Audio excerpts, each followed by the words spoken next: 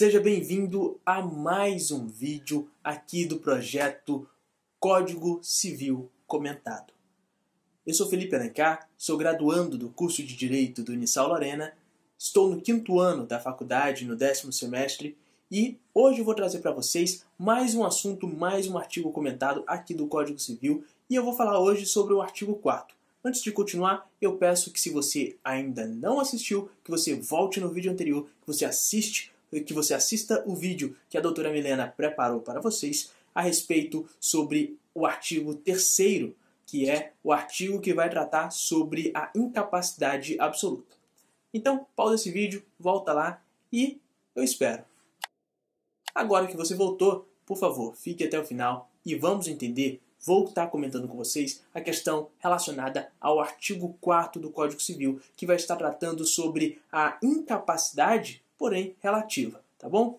O artigo 4º no seu caput vai dizer que são incapazes relativamente a certos atos ou a maneira de os exercer a algumas pessoas. Essas pessoas vão estar listadas nos incisos seguintes, tá? Mas antes de continuar e falar dos incisos, eu quero tratar com vocês sobre o que o caput do artigo 4º tem a nos dizer. Ele tem bastante coisa a nos dizer, porque a redação do caput, por si só, ela já nos mostra que a pessoa relativamente capaz, ela é relativamente capaz a exercer certos atos, alguns atos, não todos os atos da vida civil, apenas alguns atos.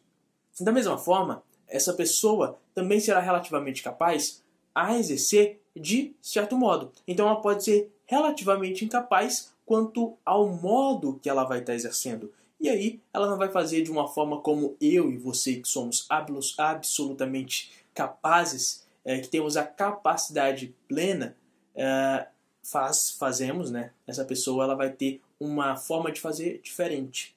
Normalmente será representada por alguém plenamente capaz.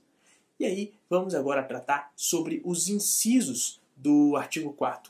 O inciso 1º, o inciso 1, vai dizer que são os maiores de 16 e menores de 18 anos relativamente incapazes. Da mesma forma, os ébrios habituais e os viciados em tóxicos, que são listados no inciso 2. O inciso 3 traz aqueles que, por causa transitória ou permanente, não puderem exprimir a sua vontade. E o inciso 4 vai trazer os pródigos. Antes de continuar e falar sobre cada um desses sujeitos, é preciso eu falar de que o Código Civil, o artigo 4º, sofreu alteração. Alteração pela Lei 13.146 de 2015, que é conhecido como Estatuto da Pessoa com Deficiência.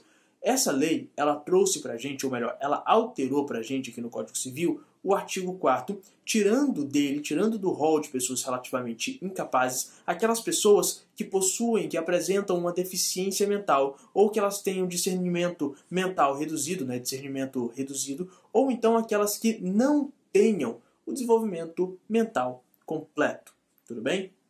O Código Civil ele não mudou em nada relacionado aos maiores de 16 e menores de 18 anos, em nada relacionado aos ébrios ou viciados em tóxicos e também não mudou em nada relacionado aos pródigos. No entanto, foi acrescentado aqui no artigo 4º aqueles que por causa transitória ou permanente não podem exprimir a sua vontade. Vamos então passar para a explicação de cada um desses incisos. O inciso 1º, o inciso 1, ele dispensa qualquer explicação, porque é fácil de você saber quem que tem mais de 16 e menos de 18 anos. Você pega a certidão de nascimento da pessoa, você então olha a data de nascimento dela, você faz o cálculo matemático e ponto. Acabou. Está aí, resolvido. Você sabe que aquela pessoa tem entre 16 e 18 anos ou não. Tudo bem? Se ela tiver entre 16 e 18 anos, ela será considerada relativamente incapaz. A grande polêmica sobre esse assunto de idade não está aqui no Código Civil. Na verdade, está lá no Código Penal, lá na outra matéria.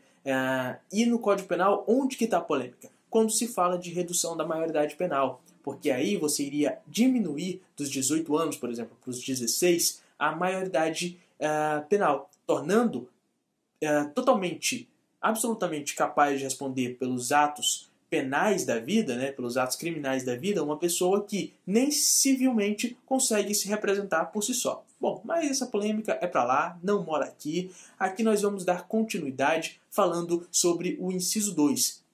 Porque o inciso 2, ele demanda maior atenção, porque ele vai tratar sobre aquelas pessoas que são consideradas ébrias habituais e sobre aquelas pessoas viciadas em tóxicos. É importante você saber que o ébrio é a pessoa que é viciado em bebida alcoólica, enquanto que o viciado em tóxicos vai estar relacionado a realmente drogas, seja elas lícitas ou ilícitas, como por exemplo uma pessoa dependente quimicamente de um remédio tarja preta, ou então uma pessoa que é dependente química de um entorpecente, como a maconha, cocaína, crack, enfim. Tudo bem? Entendido até esse ponto, a definição de ébrio habitual está relacionado com a questão da embriaguez habitual. Então, se o ébrio é a pessoa embriagada, se é a pessoa que não consegue viver sem bebida alcoólica, então é uma pessoa que vive constantemente embriagada. E a embriaguez habitual, para definirmos, nós vamos pegar emprestado a doutrina de uma outra matéria, porque entende-se como embriaguez habitual a forma crônica tradicionalmente vista como um marco reprovável do cultivo de um vício evidentemente antissocial. Essa definição se encontra no livro Repertório de Conceitos Trabalhistas, trazido por José Augusto Rodrigues Pinto e Rodolfo Pamplona Filho. Então, de forma simples, simplificando, como que nós podemos dizer que uma pessoa é ébria ou que ela é viciada em tóxico? É se essa pessoa que consome bebida alcoólica ou qualquer tipo de droga lícita ou ilícita faz isso de forma imoderada. Uma pessoa que usa entorpecentes uma vez ou outra, ela não pode ser considerada relativamente capaz. Da mesma forma, a pessoa que toma sua cervejinha todo fim de semana, ela também não pode ser entendida como relativamente capaz. Agora, se ela faz isso fora da moderação, se ela foge à moderação, aí sim ela pode ser considerada relativamente incapaz. Encerrado o inciso 2, vamos agora para o inciso 3, que é novidade no artigo 4 e que vai tratar sobre as pessoas que não podem exprimir a sua vontade, seja por uma causa transitória ou seja por uma causa permanente. Como que a gente vai entender isso aqui? Primeiro, a gente tem que dividir esse inciso e observar 2 pontos. Primeiro, a questão da possibilidade de expressão da vontade. E segundo, a causa. Tudo bem? Então, uma pessoa que, vamos pensar uma pessoa maior de 18 anos, que ela é plenamente capaz, que ela tem a capacidade de exprimir a sua vontade, e essa pessoa, ela dirigindo seu carro, sofre um acidente, e aí ela é levada imediatamente para o hospital para poder receber atendimento médico e ainda fica sob observação. Essa pessoa lá no hospital, ela está totalmente consciente. Se ela está consciente, mesmo em observação, numa cama de hospital, ela é considerada o quê? Ela é considerada absolutamente capaz. Ela pode praticar atos da vida civil. Se alguém levar um contrato para ela assinar, ela pode assinar aquele contrato. Se alguém quiser vender algo para ela ali, ela pode comprar. Porque a gente está falando de que essa pessoa continua com as suas faculdades mentais totais, que ela é plenamente capaz de exercer os atos da vida civil.